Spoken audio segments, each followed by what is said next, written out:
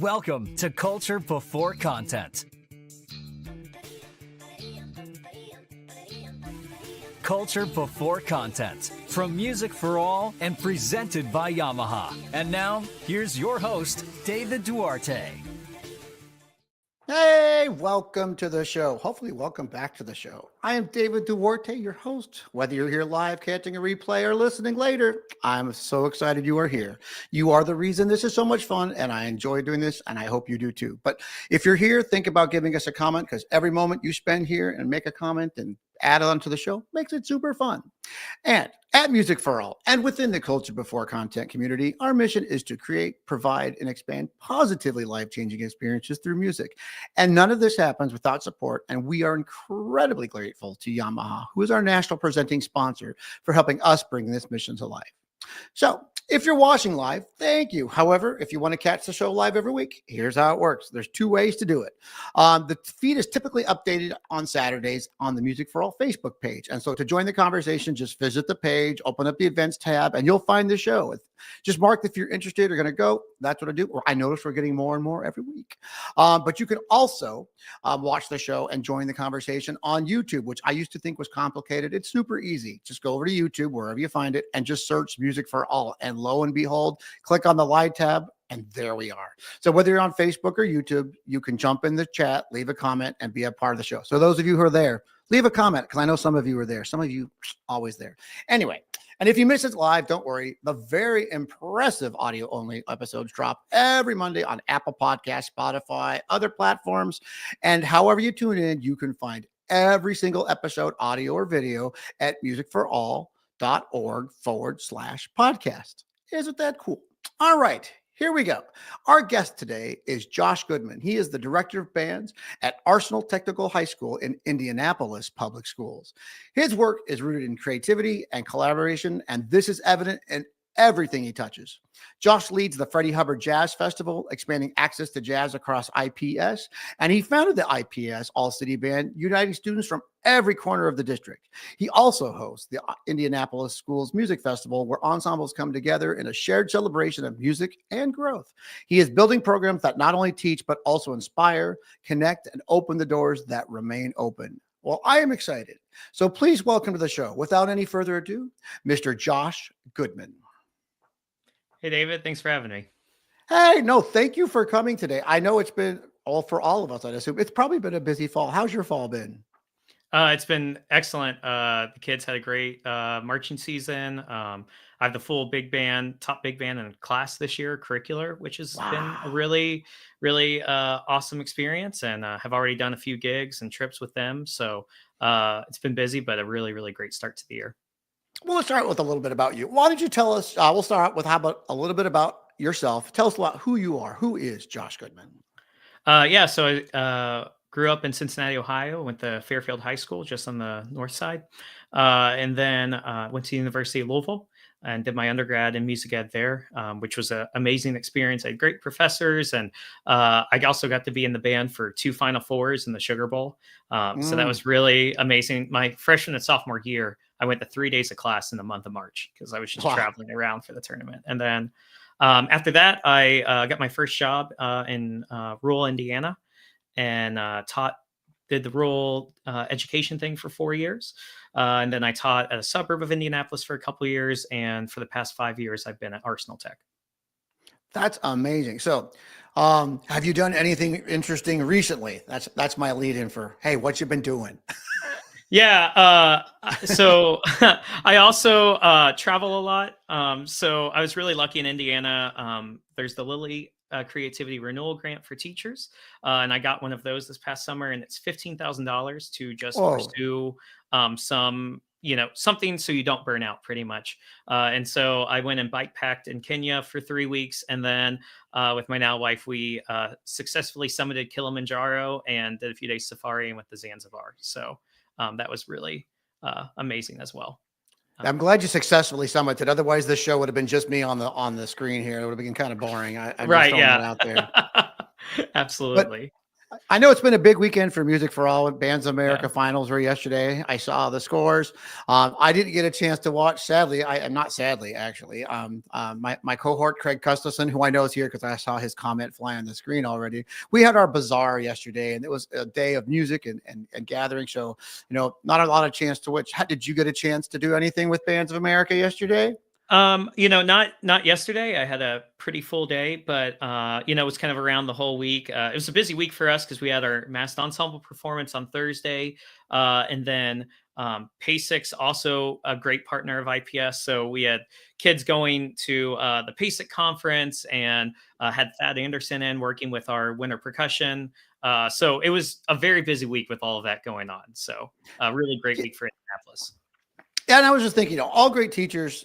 I don't know any music teacher who can't say that I'm busy, but I think you're kind of one of those teachers that totally takes the cake. I mean, I don't think you're one. Are you one of those people that doesn't say no? Because it seems like when I was reading, when I read your bio and I get the information on people, because to my audience, we have never met. This is our first day, and I always think to myself, we band directors, I think, tend to like take on something and then take on something else and then take on something else. And like you said earlier, you have jazz as a class, you've done this with the Music All-Stars. And that's what I want to hear about. Because what is this podcast?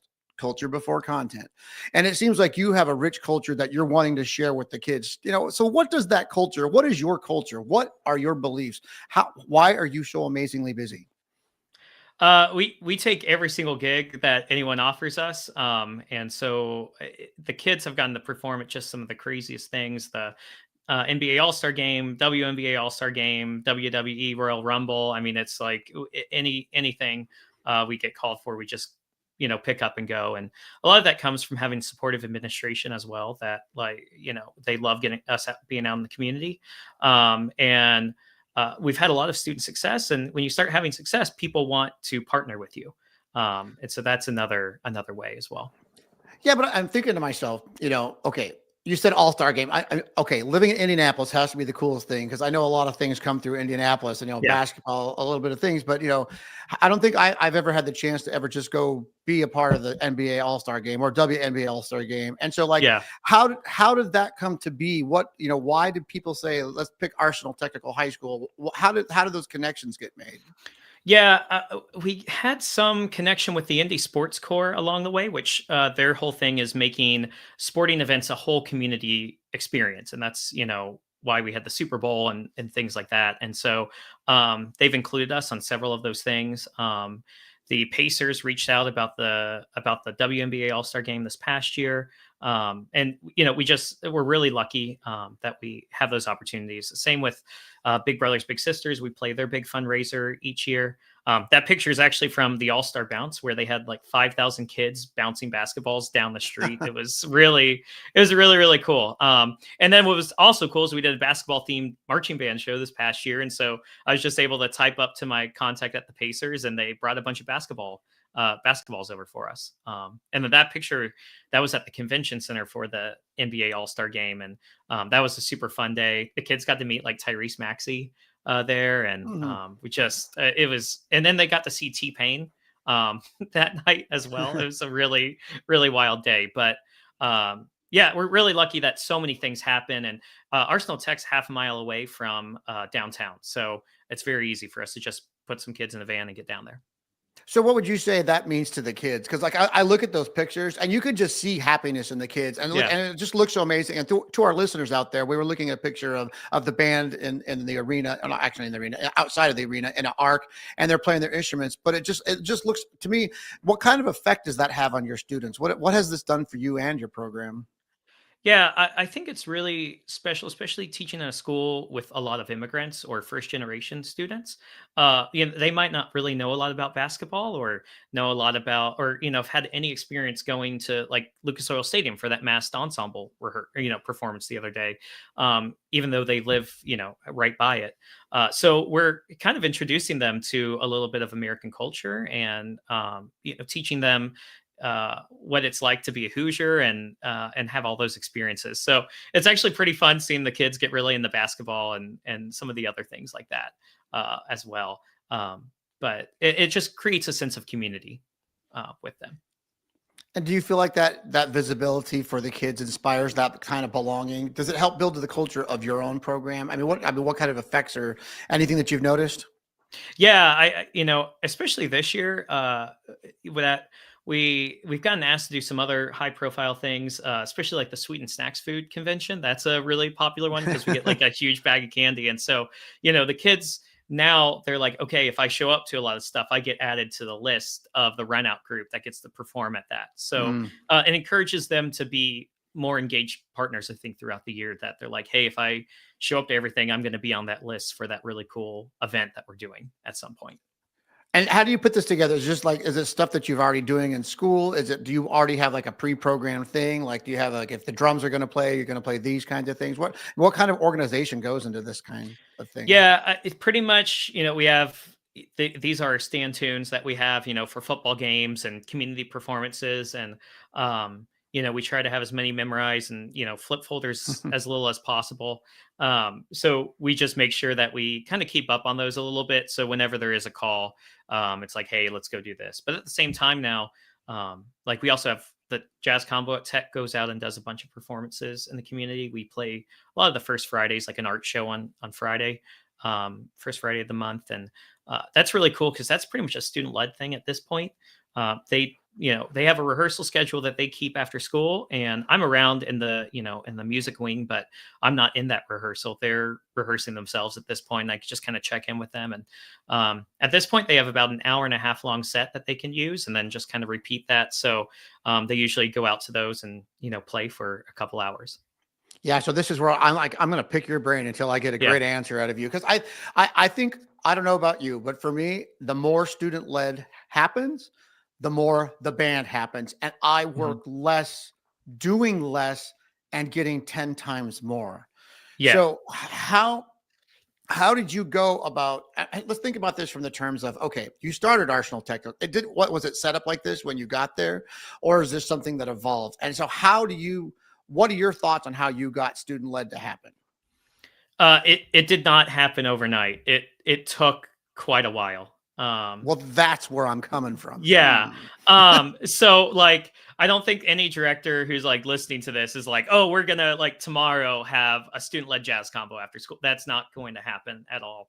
I think what's really important is that if you're starting like so we had like jazz band, we got a second jazz band, and then we kind of got a jazz combo going on top of that. So it took a lot of time just to get those ensembles going. And then once we got those ensembles going, so like the top jazz band, we do sectionals once a week after school. That's student led Mhm. as well. Um, but I think to get to that point, it took a lot of community events and performances. The biggest thing is you have to get your students out performing out in the community, because they don't know how exciting it is to be good and get positive feedback from an audience unless they do it a lot. So we perform all the time, not only just marching band, jazz band, anytime we can get kids out, we're performing. So those kids have had those experiences. We also have a lot of students that have gotten scholarships for like Butler University Jazz Camp. So they've gotten experience playing there. We also have students in a Jazz Futures program with the Indianapolis Jazz Foundation. So kids are playing a lot, not just in the band room. And so now they're starting to bring all those skills back to the band room, and want to be better along with their friends. Um, Yeah. so I think, yeah. So I would say, like, I think the biggest thing to build that culture is just go out and perform a lot, even if it's not the best thing you've ever heard in your life. Just get out in the community and perform. Oh, I totally believe that because it's one of those things, especially when you say there's two things that I believe in. Like when I have a program, is if your pet band can get a gig, it changes everything. If your jazz band Right. can get a gig, it changes everything. And then if you can get the combo a gig, one of my stories that I always like to tell people is I once had a combo that started working at a restaurant down the street from the school. They created their own combo, so it wasn't student led, but it turned it into a money making machine for them. And oddly, that inspired them, and they got so good at their jazz. They started practicing. They started figuring the puzzle out on their own, Right. and that all that external magic worked its way into the program, and then it laid there for years. And Yeah. And that's what I'm kind of hearing from you is like, we just started out. And so like, when you said you give the combos, did you give them the music to start with, or is it something you did that you have some, like, always looking for this magical recipe, but I know Yeah. it's just try a bunch of things. So do you have a bunch of preset music and then they figure it out, or how do you do it all? Yeah, we started with a few like easy lead sheets, Watermelon Man, like Tenor Madness, nothing like crazy.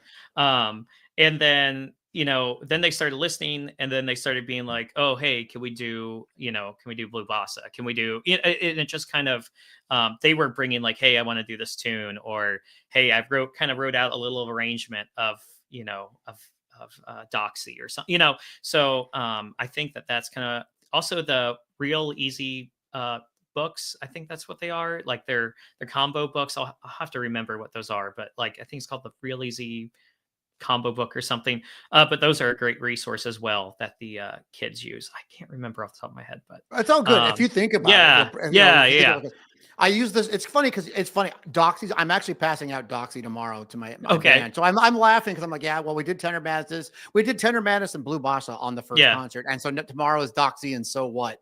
yeah, But it's that, and that's maybe the story here is, I'm not trying to make this a jazz right, yeah, conversation, but it is funny that, as I'm hearing the culture for me, it's about your culture of this performance and then what it's creating for your band, and then trying to find that recipe, like, let me try that recipe. Maybe you have something. So if you have that book and you think about it, I'd love to hear yeah, what it is. And the one that I use that has those exact tunes is the Essential Elements series. And there's yeah, the Essential Elements Blues, there's combo tunes. It's got everything. If you buy both yep, sets of books, I'm not here to plug that book. I'm just saying it's that whole thing of trying to find lead sheets that work. But, yeah. and so, how long did it take from your program? Like when you got there, is this something you always had built? Because you said that you taught at rural schools, which I love Yeah. because I think that teaches us all, how to Yeah. survive in a whole completely Yeah. different environment. And then Yeah. bringing that to where you're at now, and so how would you describe what your school makeup looks like? What is your school? Is it a more urban, suburban? How would you describe your school? Yeah.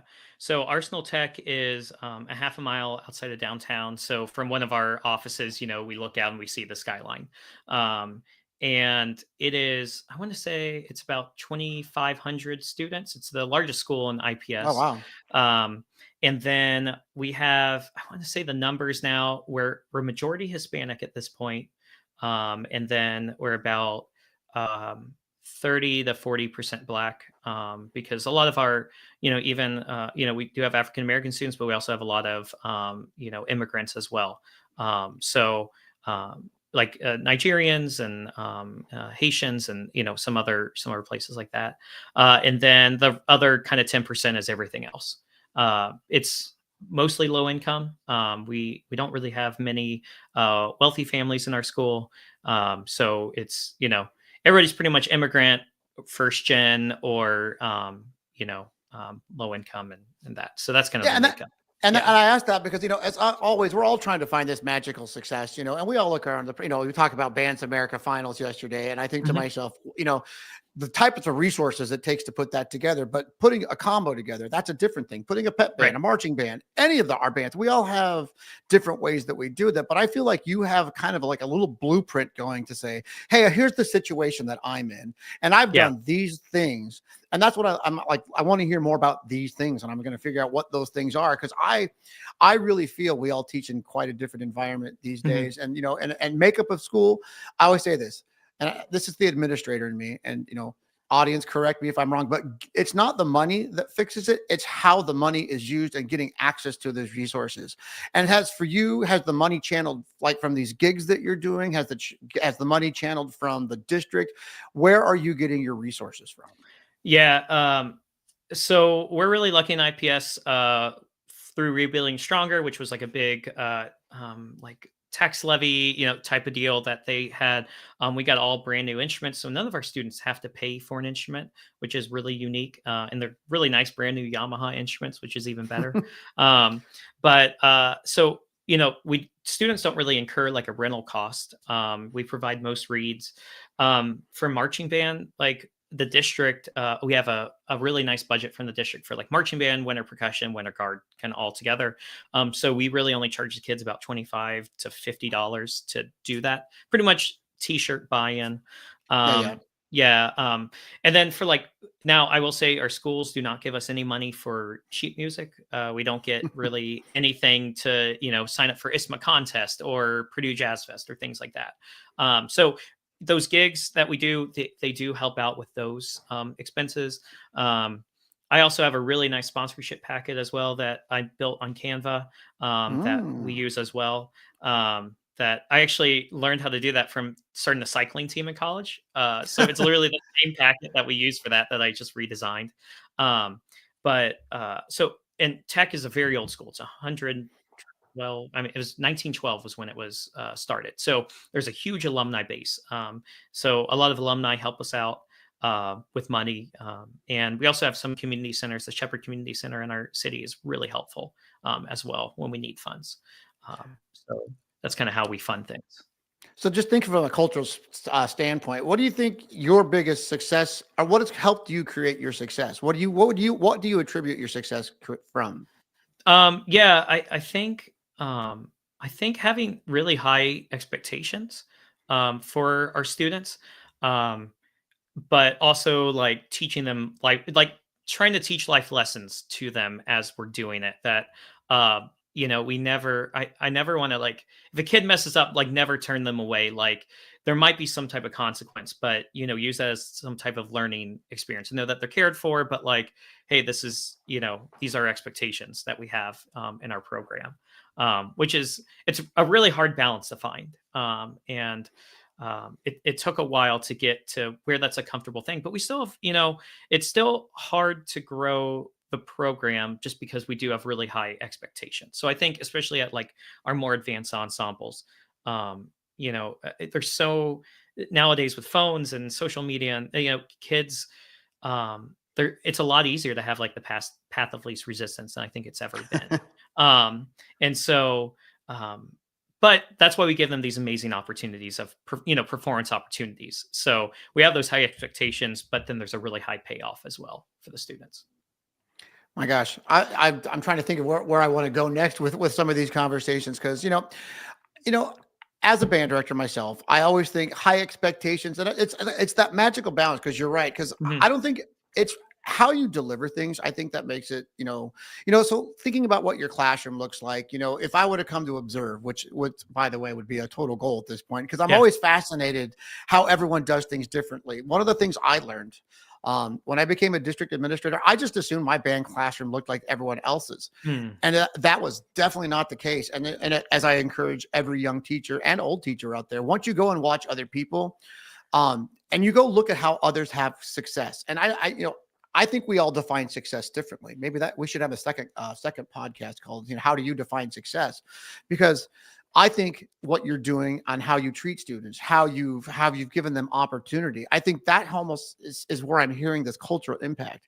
And how did you learn to care for the students that you did? Is it, I mean, being urban, suburban, rural, they're all different, and it just seems like you have a natural way to be able to walk into a classroom.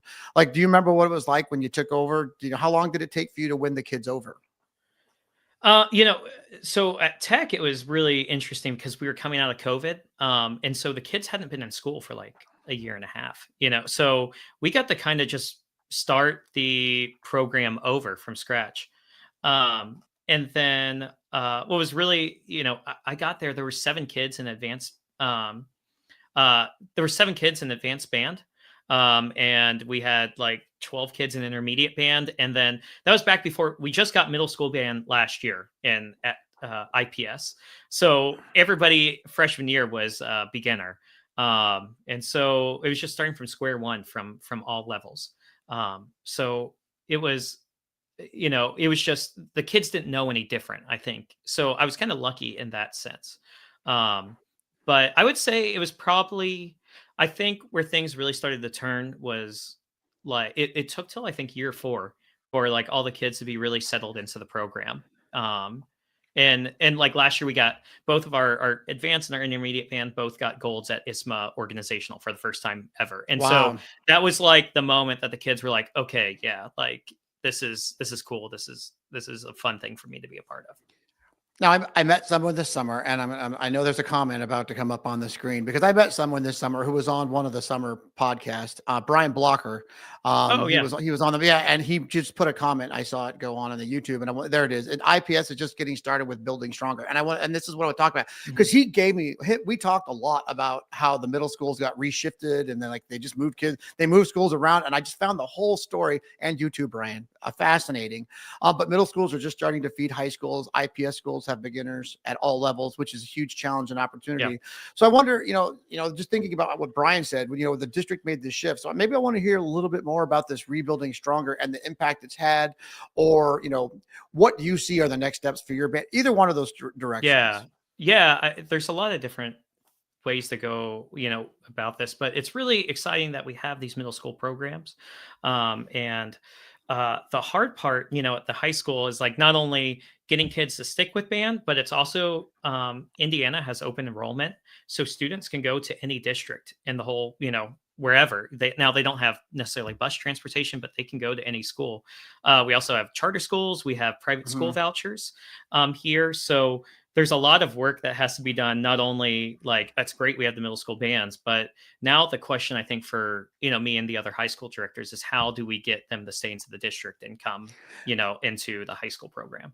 I'm thinking about this because, as I told you before we met in the show, I'm retired from Arizona, and I was an Hmm. administrator when I retired. And my old district, which is Deer Valley Unified, at one point we were up to 35,000 students, but they should be closer to 70,000 now. But what happened was charter schools opened up, and then, and I think maybe the secret, and maybe just some of the conversational flow is you literally have to become a marketing magnet. Yep. And then that, the reason people transfer is because we are a shiny object society. Although Yep. that looks good, or we term that if we just go somewhere else. But and that's why I'm looking at your program and I'm seeing all these amazing things, and you just have to market yourself into becoming Yeah. quite an amazing school. Do you feel like what you do leads to making that success? And how do you have social media? Do you advertise? How does the Yeah. word get out about your school?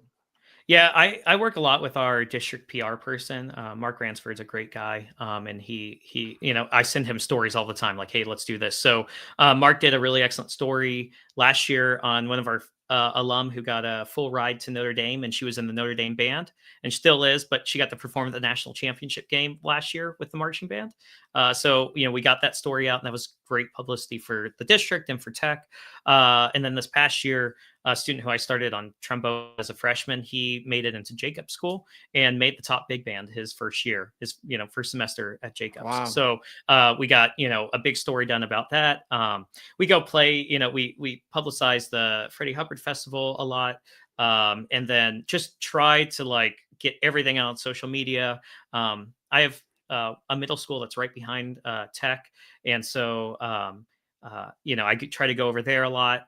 That's a little bit tougher because that school that's behind us has a lot of the more higher income families that have the Hmm. means that if they want to go somewhere else, they can definitely go somewhere else that's not our district. So making sure that those families feel comfortable and safe, that like this is we have a good school, we have a good program, and making sure that they feel comfortable with our program, I think is a huge part of that. And it's only going to become a bigger part of it. And you mentioned the Freddie Hubbard Festival. You host that festival, correct? Yeah, so that was kind of interesting.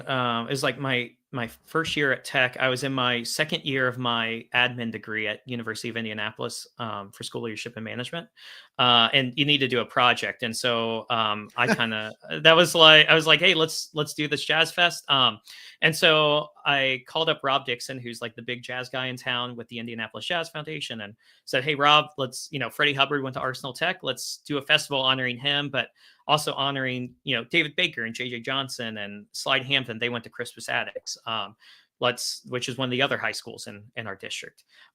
So let's do a big festival to honor them. And Rob was completely on board immediately. And last year I think we had 12 bands, which is about as many as we can handle, just because we do it on a Friday night because it's Indiana, so Saturday everybody has winter percussion or winter guard or so many different things. So but it's a really, really cool event and helps connect the students to their heritage of IPS.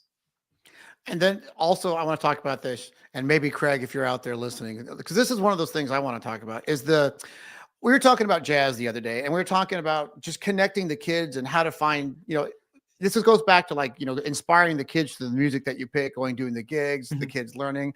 So one of the things that I talk about is collaboration amongst schools, collaboration amongst teachers, and how that has always been the success for my success, because I don't have original thought. I don't have original ideas. I see what works, and I try to like copy, paste all, and try to make it my own. So let's talk. I would like to talk about your All City Band, the IPS All City Band. Can you tell me what's the design of that? What's the concept of that, and how did it come to be? Yeah, and especially in an urban school, kids have a lot of responsibility. I mean, all kids have responsibilities, and it's only further, in an urban school where you have a lot of immigrants that maybe are taking care of their siblings or that are working. Their parents are maybe working 3 jobs to help support them, and so it's a lot harder. I don't want to say it's a lot harder, but it's there's just some challenges that are different, 100%. for after school and summer activities that other play, and also our students live all across the district. So like I'm on the east side, but I have students from the northwest side, or George Washington's on the west side, and they have students who are on the far east side. So it's not like it's a neighborhood school. So trying to do just like a marching band in each school is really difficult because, one, you don't have a ton of kids who can necessarily stay after school, and two, the kids live all over the city. So it just makes things difficult. So me and some of the other directors we talked, we're like, hey, let's get this going. And it was actually after the massed ensemble my first year. We had some kids that were like, man, it was really cool seeing those other marching bands, but we're never going to get to do that. And I was like, no, like we're going to make sure that you get to have that experience. So me and a few of the other directors, we put it together. We had 5 kids at our first ever band camp that summer, but we taught those 5 kids, and every day a few more kids showed up, and we were really lucky. Phantom Music and Michael Pote, they donated a show for us, and then Jeff Young donated drill, and so we had like a show, and it was pretty rough, and I don't think a single kid marched in time the whole entire show, but we had a show on the field, and we started to build some culture, and it's been very cool. There's just every year there's like weird traditions that develop that it's pretty funny, but and it's so we always think back. We always march in the Indy 500 parade, and we were on the bus that first year, and nobody was talking on the bus. It's completely quiet because none of the kids knew each other. And now like random kids just show up in our band rooms for like a basketball game pep band. Like they're like, oh yeah, we had no game over at Washington, so like we came over here. Like, and you're like, what do you So it's now you have this culture of where all the kids want to hang out with each other, and but I think the most important thing to making the marching band work is like none of the directors that are a part of the marching band, we have no egos at all. That and also along the lines of that, we set very clear lanes of what everyone's in charge of, and have a very strong org structure, and stick to that org structure at all times. And I think those two things have made it very successful. Okay, here's my question. I got some hot takes coming, but Yeah. when you get the kids together in an all city band, they learn. Not only do they learn from each other, but it makes it better for them, and they can take that experience home to their schools. Right. Yeah. It's also really cool too. Like at the Freddie Hubbard Jazz Fest, everyone has their own jazz bands. Every school has that, and so the kids get to see each other with their school bands, and they go crazy when each one of them has a solo or anything like that. And so it just creates some camaraderie across the district as well at performances. Okay, you ready for my hot take? Here comes my Yes. hot take. Excellence is a byproduct of inclusion. Yeah. So yeah, I mean, we have to, it's fine. There's so many kids in the group that, it creates a home for them. Right. And they have this family around them, especially a lot of our kids, they might have some rough home lives. And we know that some of them do. Like, there's several kids that, we might have to give them a few bucks for bus fare to get home, to ride the public bus home, because they have no one else to take them home or can't afford an Uber or anything like that. So, we're giving those kids a really amazing opportunity, I think. And it also comes from the district as well, that they support us so well financially. The fact that, like, they pay $50 to do marching band. And if they can't pay the Wow. $50, it's like, we don't, like, it's okay. Like, so, um, there's a lot of things that make it an amazing experience for the students. But it has to be top down from the district. Everyone has to be on the same page, from my supervisor at the district level to each high school's admin, to even the bus driver from facilities that or I'm sorry, the truck driver from facilities that takes our stuff. Like, we have to be all on the same page to make that 6-minute performance happen for the students. My goodness. And then, so gosh, that's a tough one for me, because I'm thinking about how do you keep, because you said it right there. It's got to have like a structure to it. It's got to follow, but and also the collaboration. Has it helped you be better friends with the other directors? I mean, what Yeah. has it done on you, for you? I don't really have a good question in here, but because I just thinking to myself of what an opportunity it is to work with so many people. And then just, I think that would recharge me if I got a chance to work with other directors, when we're all just trying to do the same thing, make a great experience for kids, whatever that experience happens to be. Yeah, we're all incredibly close, the directors that do the All City Band. And it's like me and Alex, the guy at George Washington, like, we have Pacer season tickets, and so we see each other at the Pacers games, and we are really close. And that, I think that also helps us kind of hold each other to a really high level of instruction, for everyone. Um, and but we also start out, the year. So here in 2 weeks, we're going to have, brunch at my house, where I make a crazy brunch for everybody. And that's where we bring our show ideas, but for the next year. But also there, we have the students do a survey, and we have the directors do a survey, and we talk about, hey, what do we want, to have happen in the future? What went well? We have to be really honest with each other at all times. But we have a trust that we know we support each other and care about each other. Well, now you're speaking my nerdy language of systems improvement and getting the feedback from your customers, because that's the only way. Because that's how I think culture works. Is if you're going to create a culture, it has to come from the team, so to speak, Right. and not Yeah. not it can never, top down works terrible with kids, I think. Right. What what do you say to anybody out there that might be in a city or an area that could put together a group such as this, or just a regional group? It could be marching band, it could be a jazz group, it could be a concert band group. What do you say to people out there? I mean, is it something that you see as of value? Is it something we should all be thinking about? I don't know if it's something that, like, is right for every place. I think if you're at a place with a limited budget, um, for us, like, looking at marching band, I was like, our school's not going to be able to help us out with anything for funds. But if it's the district, then we can use district funds for it. So, Then how yeah. hmm, how did So you convince the district then? Or did it come top down, or did it come, I mean, did it come teacher up or top down?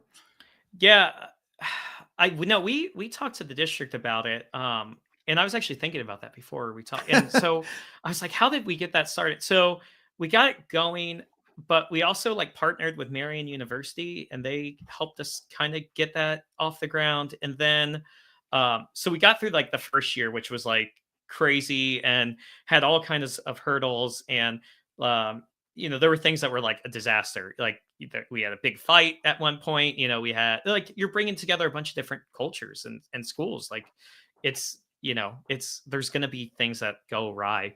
But I put in for a grant with the Lumina Foundation, which is a huge national higher education foundation that's based in Indianapolis. And we got the grant, so we are able to get money for band camp. And so I think just showing that I was able to go out and get some funds for it and go to the district with that helped kind of get things turning with that. Do you have any magic? I'm trying to think, because you've already said there's two things that I've heard: grant and sponsorship that I look at. Because you mentioned the sponsorship that you have with your program. What does that look like? I'm going to keep asking questions here. What does that look like? Um, yeah, if anybody's interested, I would be more than happy to have them email me, and I'll send you the Yeah, but I packet. already wrote down your email. Um, We'll share with yeah, everyone here yeah, soon. yeah, But yeah. Just but it's yeah. So I think you have to have actionable results that have happened for you to go out and get funds, right? So the fact that we, like, on a shoestring budget, were able to show, hey, we got, a marching band going, like that was enough to, like, go to, outside partners to um to go um to go get um to go get more funds, right? And to show the district, hey, we did this thing. If you want us to take it to the next level, that's what we need to do. I just want to Um, pop in here because your yeah, email popped up on the screen. So for our listeners, and we'll say it again at the end of the show, it's goodmanj@myips.org. That is not easy yeah, to say. Goodman J, one word, at, at myips.org. that's Anyway, correct. Yeah, keep on going because I really do feel like all of us band, if we always had a national repository of ideas, here's how I do sponsorship, here's how I do an all city band, here's how I do a thing. Because I think a lot of us try to recreate systems, and then in the end, what do we all do? Hey, can you send me your stuff on how you do this? Because that's my voice for that, by the yeah, way. And like I said, it goes back to like everything I've done, I've stolen from somebody else, yeah. because I just figured that we've all done that. So anyway, back Yeah, to the story. I think it's also, like, really important too that I have, like, no fear to just ask people for money. Like, I just send wild email, or, like, also opportunities for my students, like for the Jazz Fest, right? For the Jazz, I just called up Rob Dixon, was like, "Hey, you're the Indianapolis Jazz Foundation. Like, you all should sponsor this event. Like, it's gonna be cool." Is it Um, weird that they probably just respond and then just kind of give? Or if not, what I've learned is if you ask somebody, well, no, here, talk to so and so. Next thing you know, money shows up. I mean, yeah, you're right. Don't be shy. Yeah, I think that's the base. Like, I just, like, I've no fear to just ask for money, and the worst thing they're gonna say is no. And a lot of times, I mean, like the indie sports core thing, right? Like, they have all our information for the marching band, and when Big Ten tournament comes around, or like we have the Final Four in Indianapolis, like, if they need an ensemble for something, like, they just give me a call and they're like, "Hey, we need a band for the convention center." Like, so it just, how these things lead to another. It's just from, like, oh, I've made this one contact here, or, gotten to know somebody in the community, and they want, the group at some place. So Is it just me, or does it like everything that's finals are amazing just happens in Indianapolis? It seems a little unfair here that you got all these things that happen. I'm kidding, but I'm just saying, like, that is an envy to be in a city where all those things happen to you. yeah, I also wanted to backtrack. We talked about the I'm sorry, the mass band that you do. right. How big is that? How big is the all city band? This year we were about 40 people. It was about the same size as last year. But it was also a weird year too, because last year was the first year of middle school band. Hmm. And there were some really positive things. There were something, like, there's all the culture things, right? Of, like, you're starting all these new middle schools, and the craziness that, can kind of happen with culture change. So recruitment for the marching band was really tough last year, just because everything was so new, and these schools are just trying to get through their first year. So everything's a lot more settled. All the middle school directors are back this year, and are more settled into their role. So we think this year we're going to have a pretty good recruiting class. We had our first ever middle school band night this year, and had about 100 kids from middle Oh schools at wow. IPS that came to a football game, and we gave them, pizza, and did all the things that you do at that, and the kids were really interested with that. And then we just had the big massed ensemble event at Lucas Oil Stadium, where we had 600, Yeah, yeah, that's yeah, where we had 600 IPS musicians, middle school to high school. And so those middle schoolers got to experience Grand Nationals for the first time, what do and you see think? what, yeah. What do you think that had? What do you? I don't think that was English in any order. What Yeah. effect do you think that had on the students? It's, I, I, th- it has to be just like an absolute like mind-blowing experience to be like, one, you're like on the field at Lucas Oil Stadium, and then like you see the flags and the band who's warming up before you is like sounds so great. It was Estill County was before us, who they made semifinals. So you have a great band going on before you, and so there's all these things, and they see the color guard uniforms, and um it's funny because we had some middle schoolers that went to the BOA summer camp this Mhm. past summer. And, I'm like leading rehearsal, for the middle school band night. And I hear like some kid who's playing like a drum corps clip on their phone. And I'm like, what, how'd they even know? But it's because they went to summer camp and got to see that. So, See, but that's those little things in life that start a trend. By the way, I got to quit watching the live feed because as soon as I asked a question about what effect Brian Blocker put in there, my kids were in awe. And that's what I'm talking about. yeah. The impact of all these things that you do, and then seeing it on the kids. I mean, I just assume, and I'm very curious to follow and see how the growth impacts your district, your schools, everything that Mhm. you do, because I think that's how goes back to the COVID times. COVID kind of tore everything apart, and at the same time, declining enrollment, I'm sure, had an effect, and how the districts Mhm. treated music had an effect. But at least my sense is I'm starting to feel positive flow going into a lot of places finally.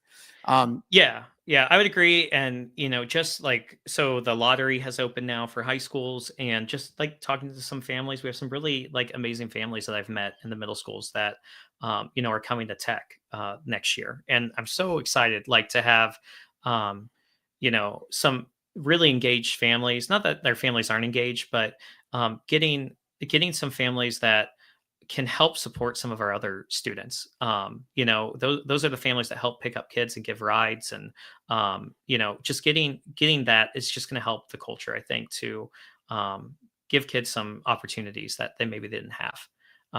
And so I'm really excited for that. And there's just like excitement, right? That, hey, like you can go to IPS and you don't have to pay $800 to do marching band. You get to go have these amazing opportunities with the Jazz Foundation. You get to have all these opportunities with BOA and Music for All. So I think the tide is turning, but there's also a lot of other things in the state as well that are challenging.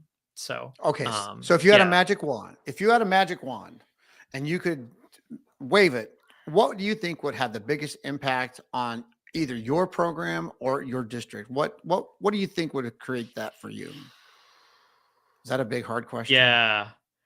Uh it's I mean, it's a tough question just from like how, like I said, I mean, I think the hardest thing right now is just like the issue of like the vouchers and charter schools and stuff that really are harming, And public and schools. the reason I bring that Like, up is because a lot of people have to overcome these things wherever they live. yeah, And so, and I always think, the answer to always is collaboration and ideas, and how to do that. And it sounds, I mean, right, to me, you've got a bunch of great ideas going, and not just district wide, but even at your school. And we haven't really talked all that much about, your school.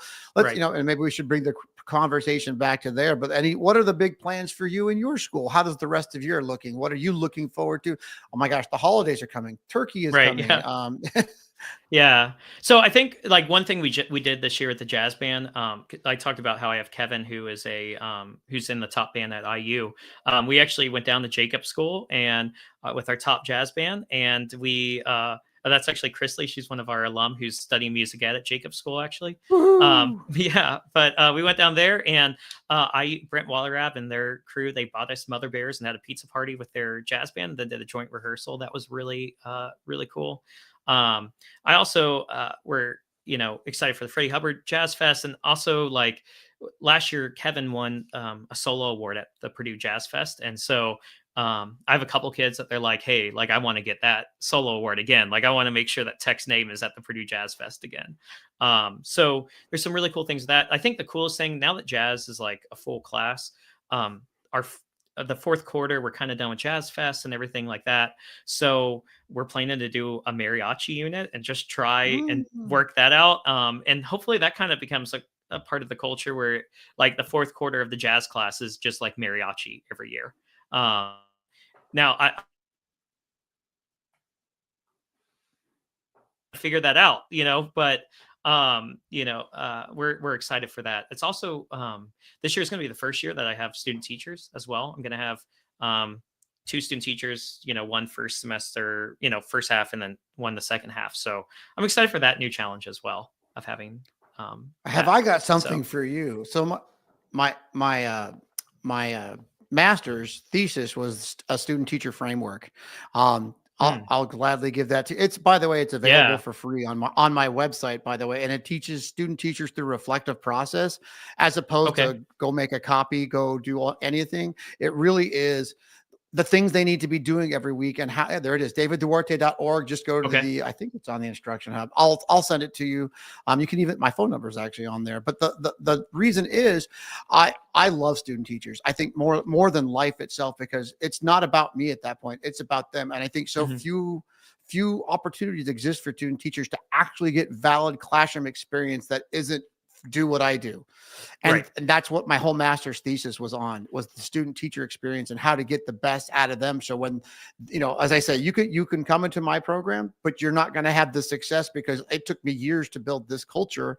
And right, now what you want to do is figure out how I built it and take it and move on. And don't just assume that it's going to, I think a lot of us think that we learn through osmosis. Here's this mm, recording of a great piece of music. I'll just learn through osmosis, and it happens. Does not happen. It's all yeah, that kind of fun stuff. Um, so I digress because I got lost on the yeah. student teacher thing. What other things you got going on for the rest of the school year? Yeah, we're making a huge push with solo ensemble. We have several kids that are doing group one, and actually, the big thing I'm getting going right now is getting private lessons started, Mm. and during the school day. And we talk to the kids a lot about, obviously our students don't have, a ton of financial resources, but I do talk to them like, hey, you don't have to pay to rent an instrument. You don't really have to pay to do marching band. You don't have to pay to do all these other or all these other events. So why don't you take some of that money that you're not paying for that and invest in private lessons, which we subsidize. I get funds to help subsidize it. But, just talking to the kids, you have such an opportunity here. And if there's a kid who's driven and they really don't have the funds, like I can go out and get a sponsor for that. That's not an issue. But starting to, it helps them get some skin in the game and some accountability, I think, by paying a professional and like understanding what that relationship is like. I don't know if everyone would agree with me, but Oh, I think I that was that's thinking. like I don't know. I think like getting them to understand that aspect of that relationship with a teacher, and um, But I was thinking my brain is going on to the fact that, like, if all of us could be on equal footing, goes back to like equity is not equitable everywhere you go. right, Like if we all could have, every student has private lessons, if every kid could have 2 hours a week of sectionals built into the school day, if, think of what it yeah, would be if we all had equitable research. This goes back to like, if your school has 3,000 people or your school has mhm, 300 people, we want equal access to music. I don't know where this conversation is going, but it really goes back yeah, to those. Imagine what it would be like if every kid had private lessons every week. And I think right, that's the conversation. This could be a whole nother podcast just on that comment alone. Cause I always think that goes back to, if you had all the yeah, money in the world, what would you buy for your program? And I know for a fact I would buy private lessons for everyone. I yeah, would buy, instruments, or my life's blood, the endless supply of reeds. You brass right, players, you never have to buy a box right, of reeds, have no idea what us poor woodwind players go through on a monthly basis. Um, but again, yeah, but I think with the private lessons thing, like why I've been trying to get that going so much this year is I really do think I took inspiration from, being in the Indianapolis community and like seeing like Avon in particular, where mhm. I think a lot of people outside of this state think that it's like a very like wealthy area because a lot of those other top ensembles are from very wealthy areas, but Avon's not. Like it's a very like middle class community, but that community has decided that we're going to invest in music education, and like the limited resources we do have, like that's going to be what we want our students to have. And it's like, well, like why don't we try to have that culture a little bit where we're at? Like yeah, we have our families have limited funds, but if this is important, and also we have students who are getting full rides because they play their instrument well, and so like hey, like you have a full ride availability here, like start investing even if it's just a little bit, even if you can just pay $5, so I can get a sponsor for the rest of it. But how can you invest in yourself? All right, I have two thoughts left, and then Yeah. believe it or not, we've been going for almost 55 minutes.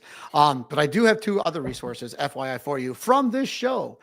Speaking of mariachi, episode 10 was Rachel Lake, and she just started a mariachi program at her school, and it has gone gargantuan. Mm, Great resource and a great episode because back then she was just starting it, and I watch her on Facebook, and then that woman is a machine of getting things done. And Ramon Rivera, he's at right. Mount Vernon in Washington. His program is crazy good, and he loves to share. I would Yeah. highly recommend those Yeah. two episodes, and ask him, hey, where do you get your music from? Where do I get these instruments? Blah blah blah, all that stuff. So we have reached that magic time of, oh my gosh, it's our final thoughts. Actually, it's your final thoughts. I don't think I ever have final thoughts. They just keep going. As you leave today, this has been the Culture Before content. You have given us a lot that you've given me a lot to think about of just the whole collaborative piece, the whole success can happen piece.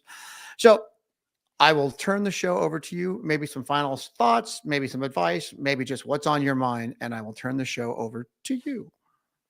Yeah. So I think with a lot of things, it's just you have to hold students to a really high level.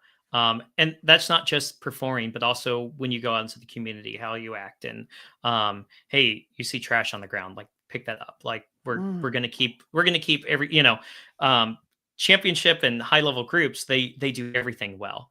And so I think also explain to admin about like what does a high level group look like, and like how can we all work collaboratively to be on the same page to give students a great opportunity to take that into their next stage of life.